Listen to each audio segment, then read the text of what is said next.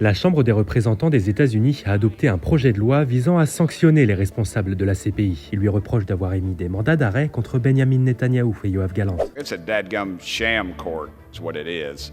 The ICC prosecutor Kareem Khan has made a parody of justice, and he needs to find his place or we will help him find it. La Chambre a adopté à une écrasante majorité, par 243 voix contre 140, la loi sur la lutte contre les tribunaux illégitimes. Le projet de loi vise à geler les avoirs et à interdire de visa toute personne étrangère qui contribuerait aux efforts de la Cour pour enquêter, interpeller, détenir ou poursuivre en justice un citoyen protégé américain ou d'un de ses pays alliés auprès de la CPI. Il doit encore être voté au Sénat à majorité républicaine qui devrait l'adopter facilement. Le même jour, le Premier ministre polonais Donald Tusk a annoncé que Benjamin Netanyahou ne serait pas arrêté en Pologne s'il venait pour commémorer les 80 ans de la libération d'Auschwitz. La Pologne, qui est signataire du traité de la CPI, viole donc ses engagements et son obligation d'arrêter toute personne visée par un mandat d'arrêt de la Cour. Le Premier ministre israélien Benjamin Netanyahou et l'ex-ministre de la Défense Yoav Gallant sont sous le coup d'un mandat d'arrêt international délivré par la CPI le 21 novembre 2024. On leur reproche d'être responsables de crimes contre l'humanité et de crimes de guerre commis à Gaza.